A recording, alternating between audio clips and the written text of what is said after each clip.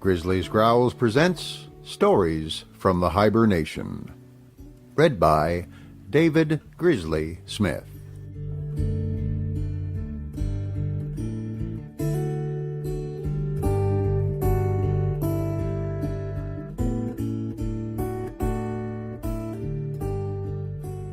Good evening, ladies and gentlemen. This is David Grizzly Smith once again. I am going to endeavor to record Federalist number 15, The Insufficiency of the Present Confederation to Preserve the Union, written by Alexander Hamilton. I have to say, when I got to the second paragraph of this particular essay, I was struck by the fact that he says basically, this is all stuff that everybody agrees. The Confederation, as it stands, doesn't work. And I said to myself, okay, so why are we discussing it then if everybody agrees on it? And then, well, maybe he's just covering it because it has to be on there, in there somewhere. So he's just going to cover it, move on about his business, and we'll be done.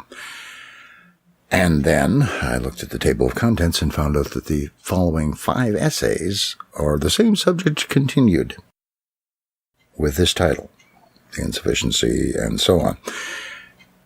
And I glanced a little bit ahead and figured out why. It's largely because the folks that were opposed to the Constitution felt, on the one hand, yeah, sure, the Articles of Confederacy are broken, but we just need to patch things up. We need to keep most of the stuff in the Articles of Confederation and just, make some repairs is all. That's all we got to do. Everything else is just fine. Let's carry on. And the Federalists said basically no, because the problems with the Confederacy are fundamental to the nature of that government, of that so-called government, they might have said. They go on at length explaining why all that is.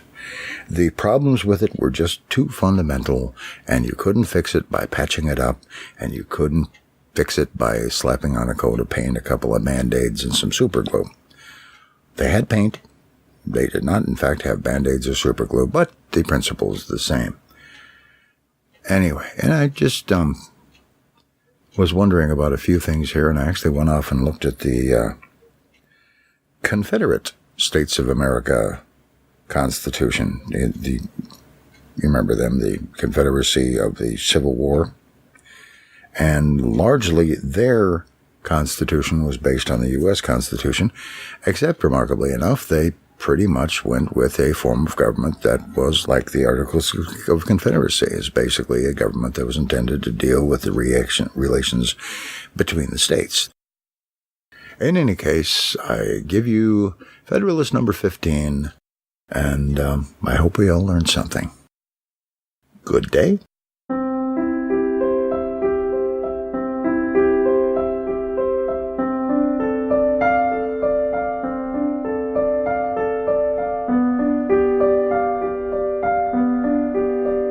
The Federalist Papers, Essays on the New Constitution, written by Alexander Hamilton, John Jay, and James Madison, under the nom de plume of Publius, read by David Grizzly Smith.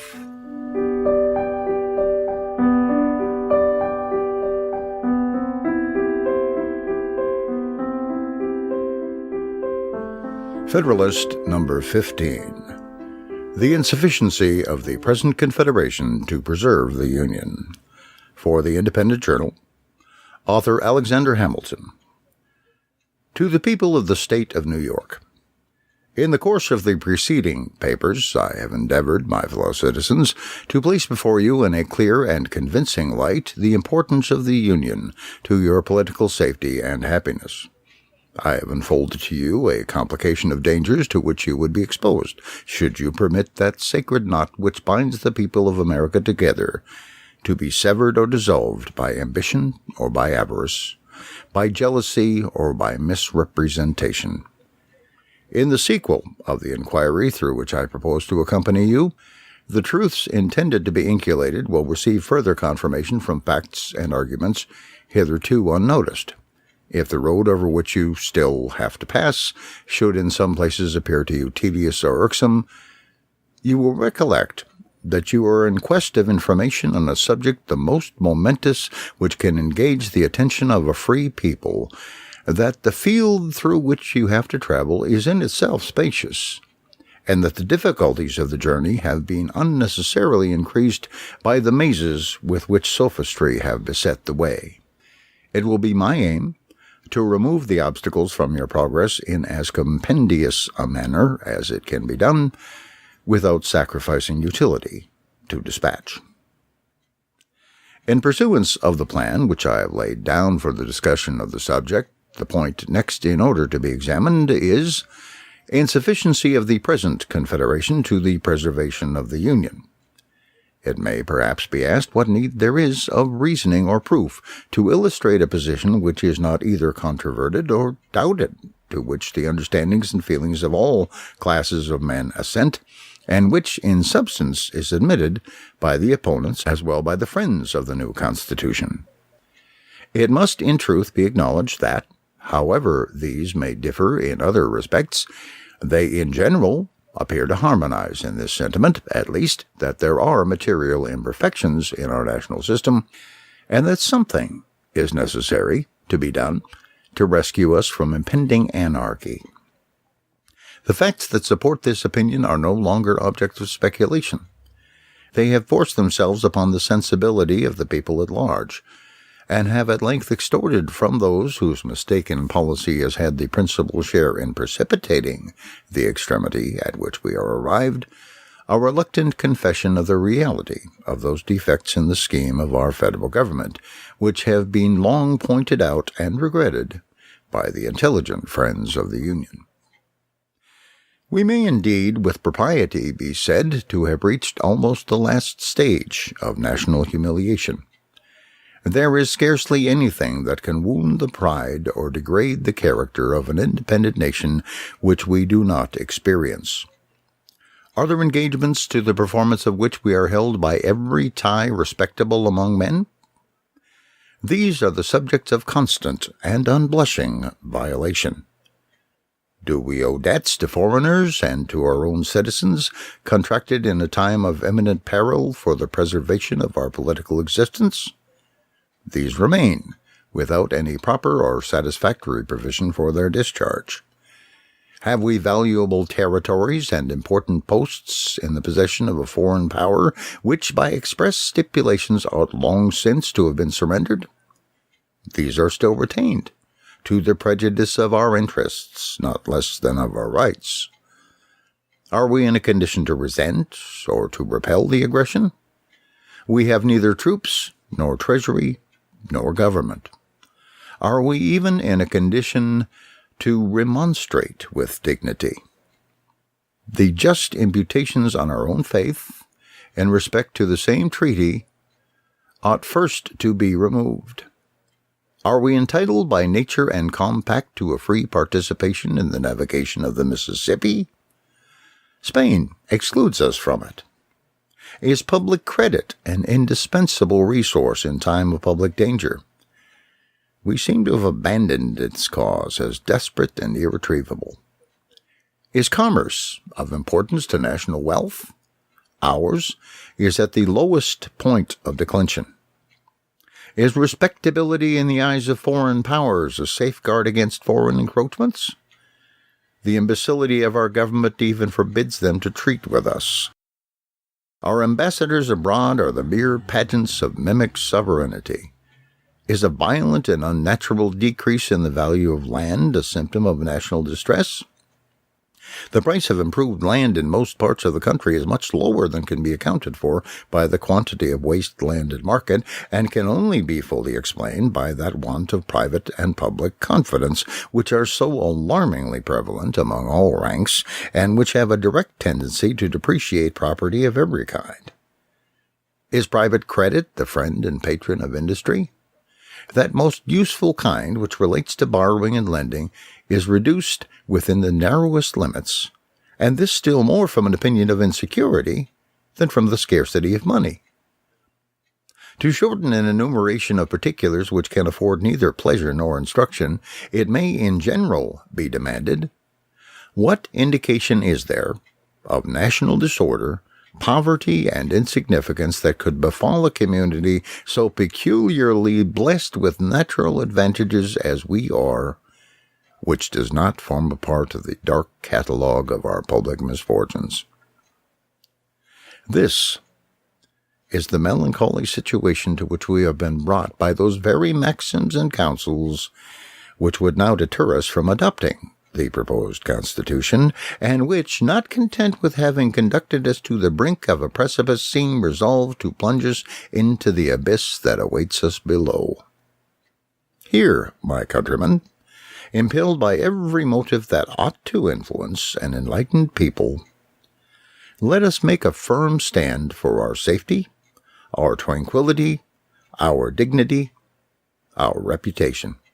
And let us at last break the fatal charm which has too long seduced us from the paths of felicity and prosperity. It is true, as has been before observed, that facts, too stubborn to be resisted, have produced a species of general assent to the abstract proposition that there exist material defects in our national system. But the usefulness of the concession on the part of the old adversaries of federal measures is destroyed by a strenuous opposition to a remedy upon the only principles that can give it a chance of success. While they admit that the government of the United States is destitute of energy, they contend against conferring upon it those powers which are requisite to supply that energy. They seem still to aim at things repugnant and irreconcilable, at an augmentation of federal authority, without a diminution of state authority, at sovereignty in the Union and complete independence in the members. They still, in fine, seem to cherish with blind devotion the political monster of an imperium in imperio. This renders a full display of the principal defects of the Confederation necessary, in order to show that the evils we experience do not proceed from minute or partial imperfections, but from fundamental errors in the structure of the building, which cannot be amended otherwise than by an alteration in the first principles and main pillars of the fabric. The great and radical vice in the construction of the existing Confederation is in the principle of legislation for states or governments in their corporate or collective capacities, as contradistinguished from the individuals of which they consist. Though this principle does not run through all the powers delegated to the Union, yet it pervades and governs those on which the efficacy of the rest depends. Except as to the rule of appointment, the United States has an indefinite discretion to make requisitions for men and money. But they have no authority to raise either, by regulations extending to the individual citizens of America. The consequence of this is that, though in theory their resolutions concerning those objects are laws, constitutionally binding on the members of the Union, yet in practice they are mere recommendations, which the states observe or disregard at their option. It is a singular instance of the capriciousness of the human mind that after all the admonitions we have had from experience on this head, there should still be found men who object to the new Constitution for deviating from a principle which has been found the bane of the old, and which is in itself evidently incompatible with the idea of government. A principle, in short, which, if it is to be executed at all, must substitute the violent and sanguinary agency of the sword to the mild influence of the magistracy. There is nothing absurd or impracticable in the idea of a league or alliance between independent nations for certain defined purposes precisely stated in a treaty regulating all the details of time, place, circumstance, and quantity, leaving nothing to future discretion, and depending for its execution on the good faith of the parties. Compacts of this kind exist among all civilized nations, subject to the usual vicissitudes of peace and war, of observance and non-observance, as the interests or passions of the contracting powers dictate. In the early part of the present century, there was an epidemical rage in Europe for this species of compacts, from which the politicians of the times fondly hoped for benefits which were never realized.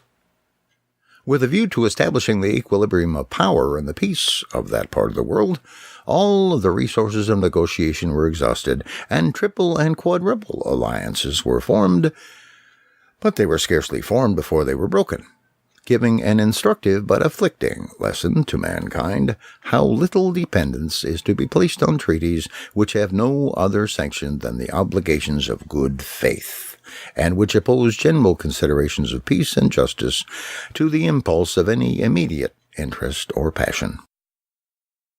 If the particular states in this country are disposed to stand in a similar relation to each other and to drop the project of a general discretionary superintendence, the scheme would indeed be pernicious and would entail upon us all the mischiefs which have been enumerated under the first head. But it would have the merit of being, at least, consistent and practicable. Abandoning all views toward a Confederate government, this would bring us to a simple alliance, offensive and defensive, and would place us in a situation to be alternate friends and enemies of each other, as our mutual jealousies and rivalships, nourished by the intrigues of foreign nations, should prescribe to us. But if we are unwilling to be placed in this perilous situation, if we still will adhere to the design of a national government, or, which is the same thing, of a superintending power, under the direction of a common council, we must resolve to incorporate into our plan those ingredients which may be considered as forming the characteristic difference between a league and a government.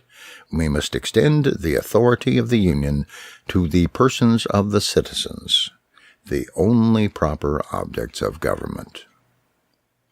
Government implies the power of making laws.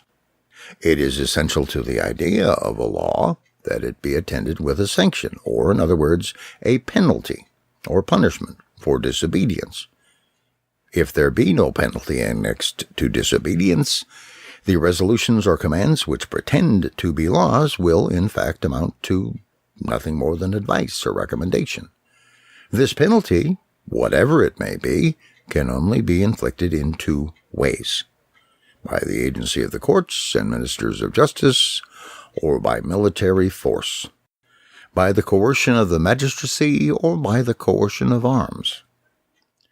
The first kind can, evidently, apply only to men.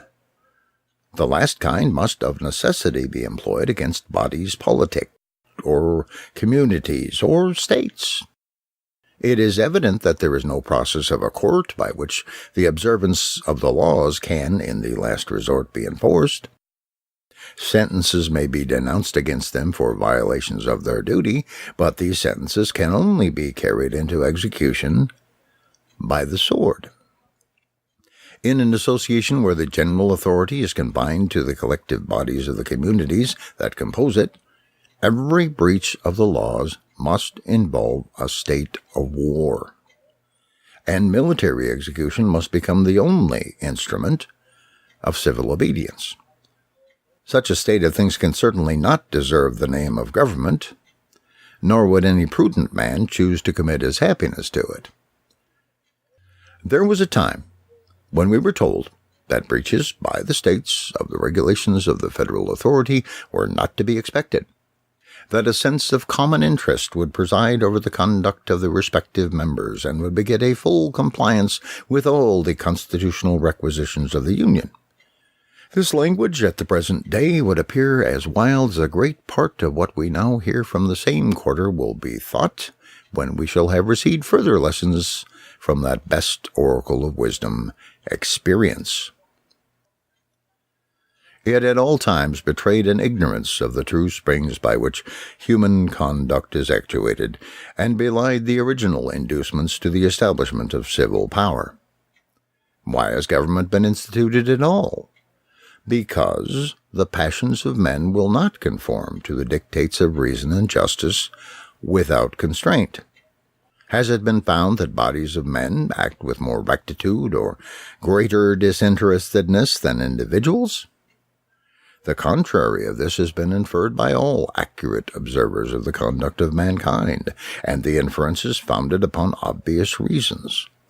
Regard to reputation has a less active influence when the infamy of a bad action is to be divided among a number than when it is to fall singly upon one. A spirit of faction, which is apt to mingle its poison in the deliberations of all bodies of men, will often hurry the persons of whom they are composed into improprieties and excesses for which they would blush in a private capacity. In addition to all this, there is, in the nature of sovereign power, an impatience of control that disposes those who are invested with the exercise of it to look with an evil eye upon all external attempts to restrain or direct its operations. From this spirit it happens that in every political association which is formed upon the principle of uniting in a common interest a number of lesser sovereignties, there will be found a kind of eccentric tendency in the subordinate or inferior orbs, by the operation of which there will be a perpetual effort in each to fly off from the common center. This tendency is not difficult to be accounted for. It has its origin in the love of power. Power controlled or abridged is almost always the rival and enemy of that power by which it is controlled or abridged. This simple proposition will teach us how little reason there is to expect that persons entrusted with the administration of the affairs of the particular members of a confederacy will at all times be ready, with perfect good humor and an unbiased regard to the public weal, to execute the resolutions or decrees of the general authority. The reverse of this results from the constitution of human nature. If, therefore, the measures of the Confederacy cannot be executed without the intervention of the particular administrations, there will be little prospect of their being executed at all. The rulers of the respective members, whether they have a constitutional right to do it or not, will undertake to judge the propriety of the measures themselves. They will consider the conformity of the thing proposed or required to their immediate interests or aims, the momentary conveniences or inconveniences that would attend its adoption.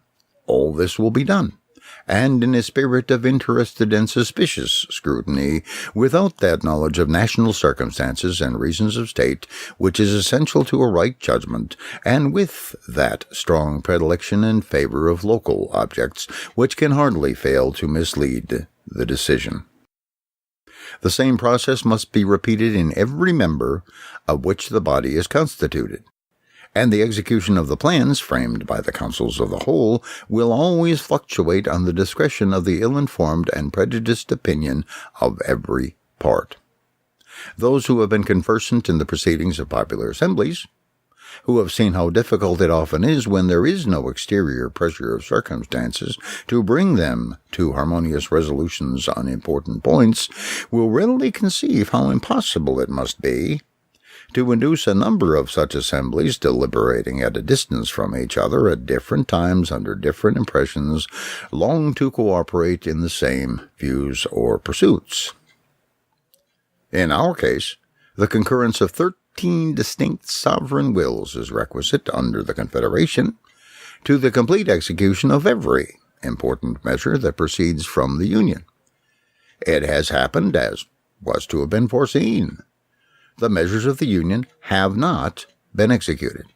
The delinquencies of the states have, step by step, matured themselves to an extreme, which has, at length, arrested all the wheels of national government and brought them to an awful stand.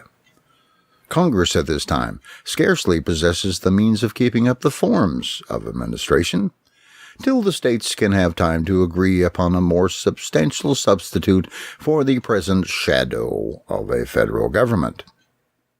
Things did not come to this desperate extremity at once. The causes which have been specified produced at first only unequal and disproportionate degrees of compliance with the requisitions of the Union. The greater deficiencies of some states furnished the pretext of example and the temptation of interest to the complying, or to the least delinquent, states. Why should we do more in proportion than those who are embarked with us in this same political voyage? Why should we consent to bear more than our proper share of the common burden?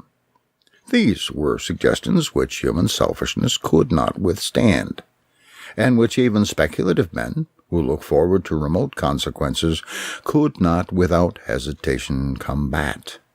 Each state, yielding to the pervasive voice of immediate interest or convenience, has successively withdrawn its support, till the frail and tottering edifice seems ready to fall upon our heads and crush us beneath its ruins. Publius.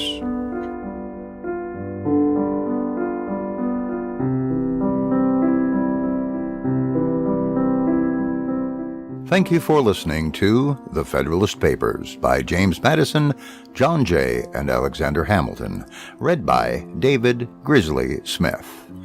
The full text of the Federalist essays is available at Congress.gov, among many other places. The theme music, Johann Sebastian Bach's Prelude in C major, is provided by Kevin MacLeod of Incompetech.com. Comment at grizzliesgrowls.com or at speakpipe.com/grizzliesgrowls. These recordings are offered under a Creative Commons Attribution, Non-Commercial, No Derivatives 3.0 license. That means please make copies. Please share these recordings, but don't change them, don't sell them, and do tell people where you got them. If you like this presentation, leave a comment and a rating on iTunes or anywhere else you can. Blog about it, podcast about it, tweet about it. Tell everyone. And thank you.